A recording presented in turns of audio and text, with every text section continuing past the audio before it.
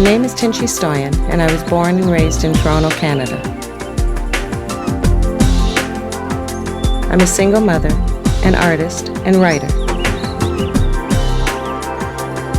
Traveling primitive trails of unfamiliar countries has been a desire of mine since I was little. I'm 45 years old and have decided to expand my horizons, my spiritual and adventurous nature.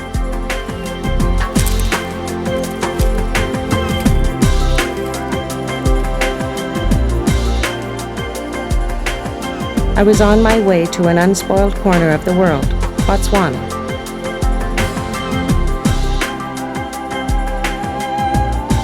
Going to Africa had been a lifetime dream. It would give me a chance to discover another part of me.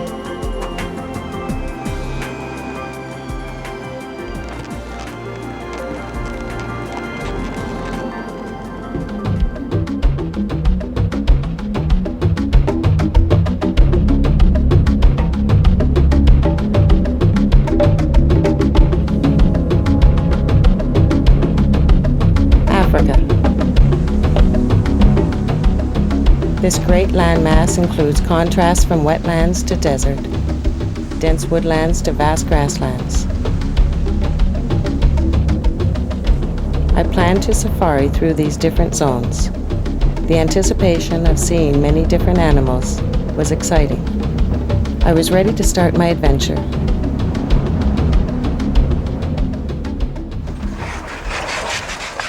The next day I found myself in the Chobe National Park on my first safari. Russell, my driver and guide, had an in-depth knowledge of the animals in this park. He was a race car driver until an accident left him paralyzed. Because he was paralyzed, he had special gears on his truck. He'll take you on a 1, 2, or 3-day safari into the park to see the animals up close in their natural environment. Got a herd of buffalo coming up, consisting of multi-males and multi-females.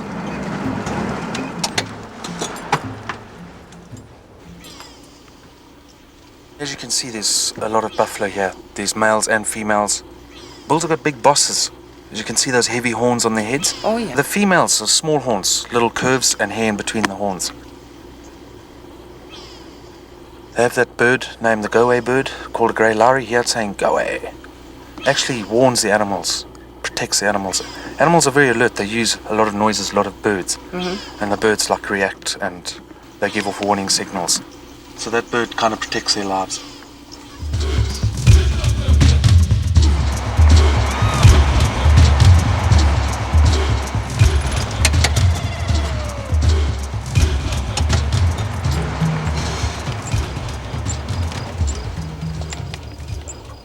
There we have a giraffe. It's a male. The only way to determine the sexes on the females and males is they've got a hump. Males have got a big hump here on the front. Females are flat.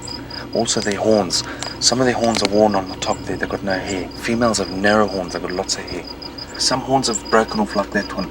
He's obviously been fighting with other bulls. Oh, he's beautiful.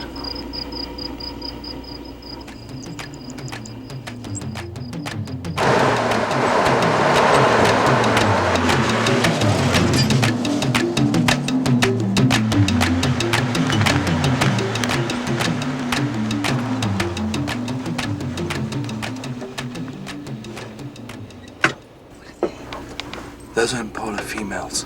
They're very common in Africa. Wherever you go in Africa, you'll see impala. There's a herd of about 100 here. They've got little calves as well. The females can prolong their gestation period, which is their pregnancy. There's no food, there's no water around. They'll then move on to an area, and there's enough food and water there, then she'll then lamb down. It's the only antelope in Africa that can do that. There's also one male that owns this herd.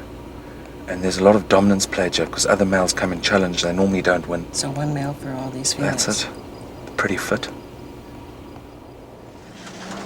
So what got you interested in this? I was brought up on a ranch. So you've been around animals? Been a farm boy all my life. Fantastic. Been with the animals.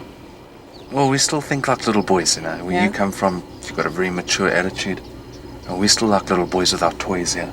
And playing with the animals every day. That's all around the world. All men are... It's boys with toys. Listen to the sounds. No traffic, no robots. Just so quiet out there. It's so peaceful. Yeah. And that's what one should appreciate when coming to Africa. Is the peacefulness and the space. Would you like me to go into that herd feed? Is it safe? Well, I can take you and we'll see what happens. Well, We'll give it a go. okay. Let's go.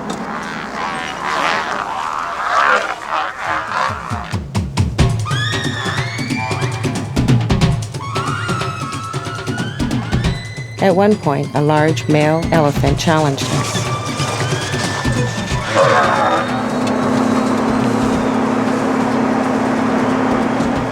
What's he doing? Well, that elephant there is grazing grass. Yeah, he looks like he's ready to charge us. It's okay. He'll normally give me some signs and some warnings, and I'll know if it's a dangerous situation or not. He hasn't shown signs of danger or anything, so he's just moving off quietly. So we'll just keep quiet and just watch him. Finally, the elephant made his decision to back down and return to the others. There's some more.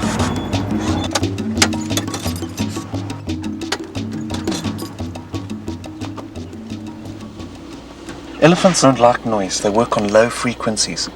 They can communicate with each other between 3 and 4 kilometers in the bush. Females are known as matriarchs. She controls the whole herd. She'll look after the kids. She'll bring them up just like humans. She'll then bring in males when she wants to mate. She'll kick them out as well. Males don't always hang around with herds. Sounds good. Yeah, it's quite funny, huh? So it's a very intelligent animal, you know? They're quite graceful. Can be quite dangerous as well.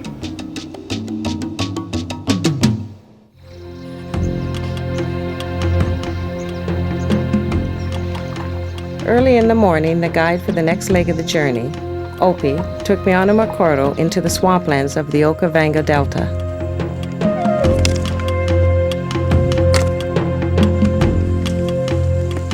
The Okavango River fans out to create channels, lagoons, and islands.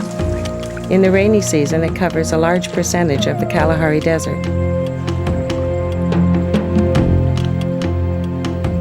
Sitting back and relaxing, I sunk into a world surrounded by peacefulness. Nature truly at its best.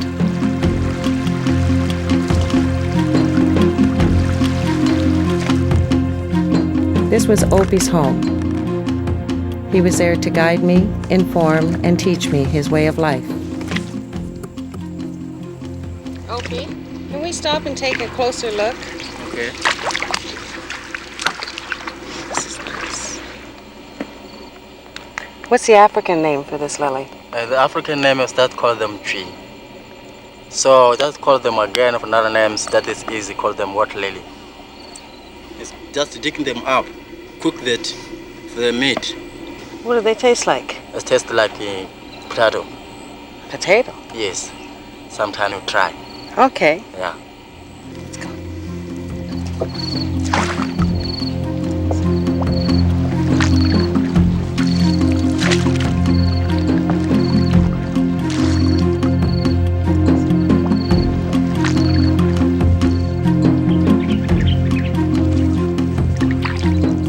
In the late afternoon, we came across an island, which became our home for the next few days.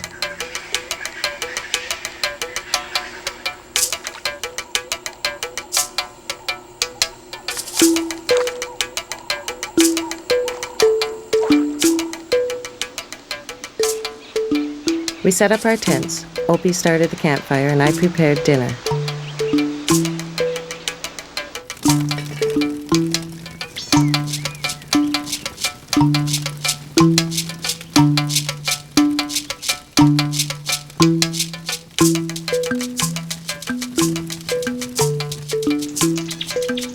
A lion. Yeah.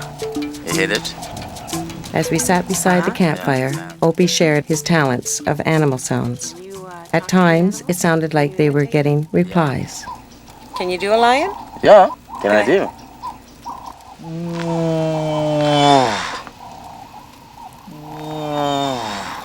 This is loud. Can you do any other sounds? Yes.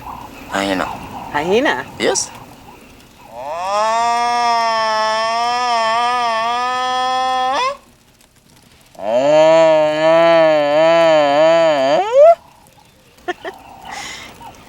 about a hippo? Can you do a hippo?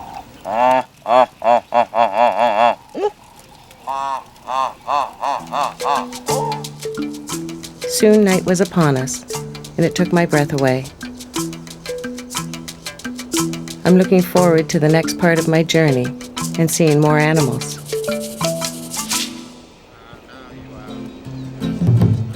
The next morning, we continued by foot deeper into the delta. Opie took me to the natives. Opie told me that the natives had a saying, be observant and careful. And if you see 1% of what sees you, you're sharp.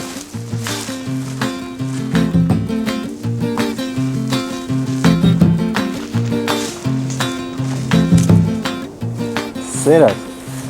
That is zebra. The zebra, yeah? Yeah. What else is there? The Nara is the wildebeest. Wallabeast. Yeah. Wildebeest is not see far. That's why you see them join them all the time. So they stick together. Yeah. So and then it's just look the zebra run and then his is run again. Oh, so the wallabeast looks out for the zebra. Yeah. So the hippos stay at this pool? Yeah, the hippos stay in the pools. So unlike in river. Oh, yeah? See the red lychee there? Because the red lychee is not same like impala. It's different. You just look, the color is not same in impala. It's red. Yeah. So the red lychee is like that island. Of course, that island, you are near in the water. And then the water is full here. And then you can't walk here. That's why you see the red lychee is many here. So they like the water. Yeah, it's like in water.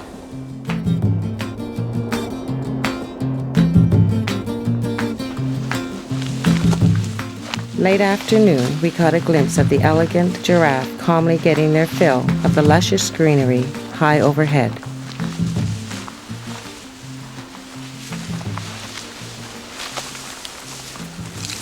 Look at them. They're so graceful. Yeah. Oh, and there's some more behind the trees there. Yeah. And the babies. And babies, yeah. Do they stay close to the water hole? Yeah, no. It just come up from water hole. Now it's here to come eat in the tree. Yeah. Eat the big trees. Yeah.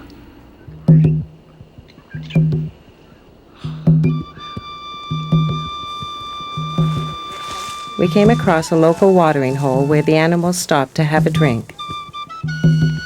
Bobbing in and out of the water, there was a family of hippos, never taking their eyes off us. There they are. Yeah, it's come out now.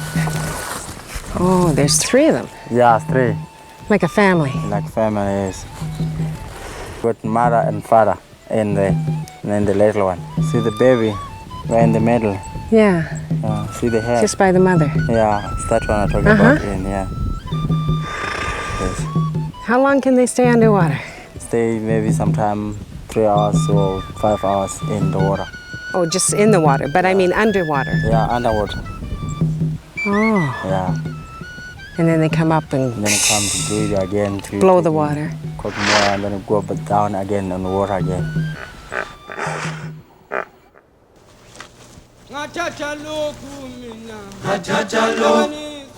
Saluka, the chief of the bushmen, also called the Sandmen, was my guide for the next part of my trip in Botswana.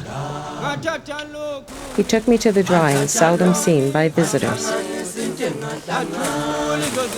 We spent the day climbing and searching out the paintings. Oh boy.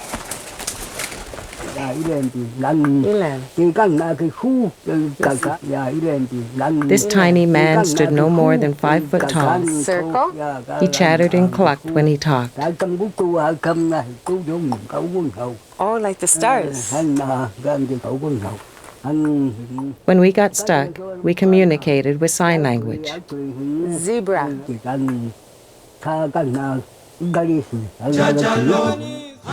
were born in this village? Saluka took me to his village to meet his family and friends, a rare treat for a foreigner.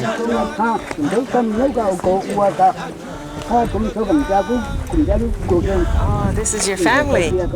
They're beautiful. Hello. At the village, we were greeted by smiles. Hello. Hello. There were about 15 residents in total. We all sat in the shade of the tree while I handed out some cookies to the children.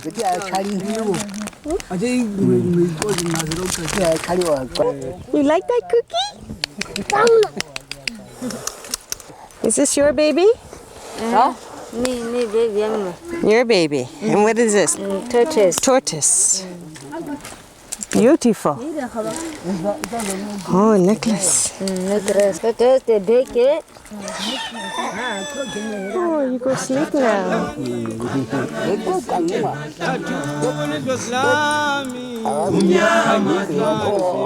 Good baby.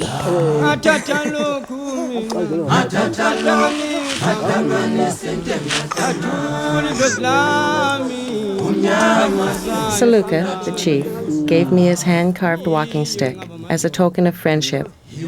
I felt very privileged. Masika was my guide through the Kalahari. We drove towards the Sedilla Hills in search of ancient drawings. This normally 2.5-hour drive took us a good portion of the day to reach our destination. It was a challenge for both driver and vehicle. The Land Rover overheated several times.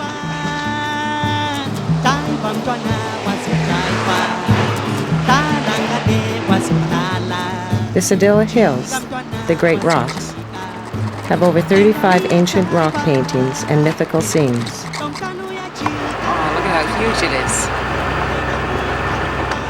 This one is the male one, that one is the female one. Oh, yeah.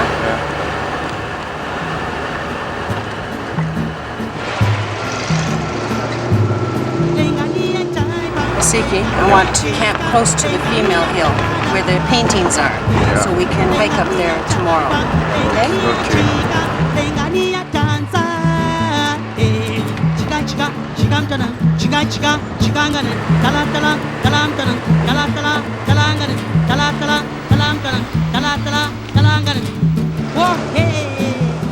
At one time, this area had an abundance of animals. These paintings told the migration of the different animals. This way? That's true.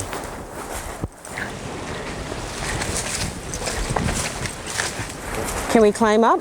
Yeah, some of them you will climb up, some of them those on the ground. You can Oh, see them on the ground. Some are closer to the Yeah. ground.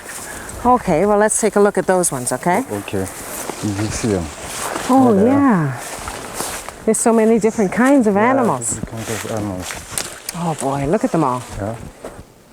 Rhino, Oh, yeah, the rhino down here. baboons. Where? Baboons on the right side. Oh, yeah. Yes, on the right side. There's a giraffe, Giraffe. This one here looks like a goat. like a goat. Yeah. Yeah.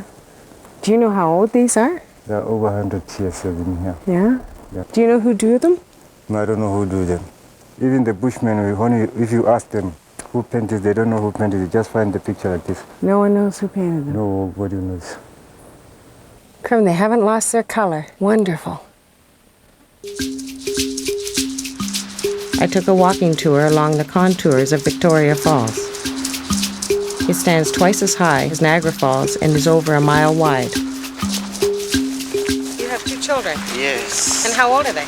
Motif, my taxi driver, part-time guide, decided that we would cross the border to Zambia to get a better view of the Zambezi River and Victoria Falls. You do guiding here? Yeah. That's my job always. I'm doing that.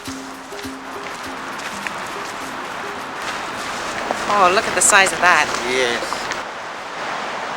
This is Zambezi River. Oh, Yeah. it's beautiful. Very beautiful. It's quite a large river. Yes, maybe 2 kilometers.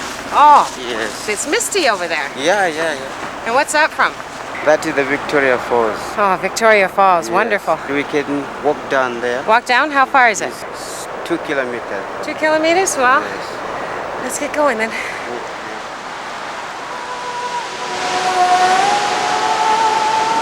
This is great. Yes. Very And all this water comes down through here? Where does it go from here? going up to Kariba Dam. And how deep is this here? 111 meters deep. That's pretty deep. Very deep. It is fantastic. The deafening roars of the waters echoed in the depths of the gorge.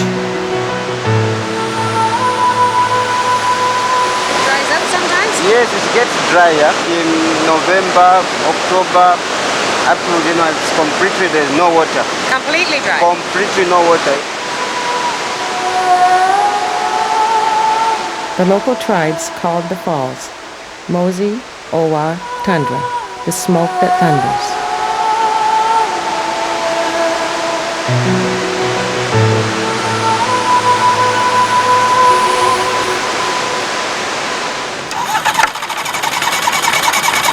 I decided to go see the falls from on high.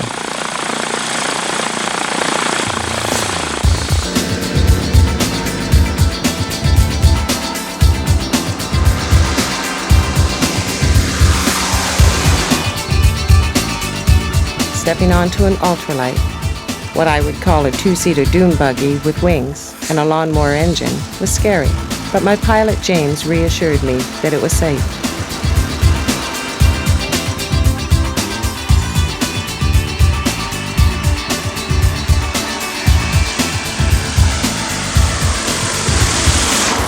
It felt like floating.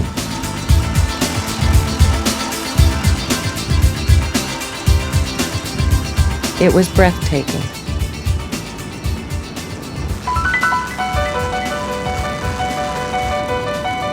We followed the Zambezi River for a short time till we captured the magnitude of the Victoria Falls.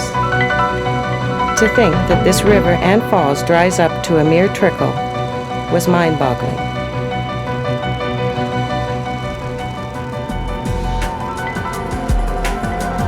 My trip to Botswana taught me that the world is ours to discover. Find out how beautiful every corner of the earth is in its own unique way.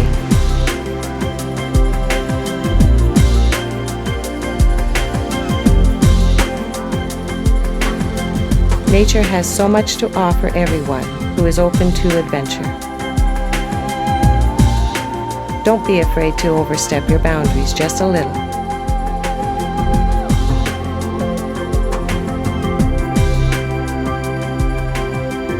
You may be surprised at yourself.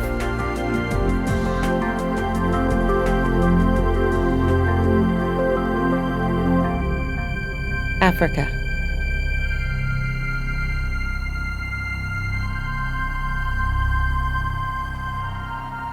I'll be back.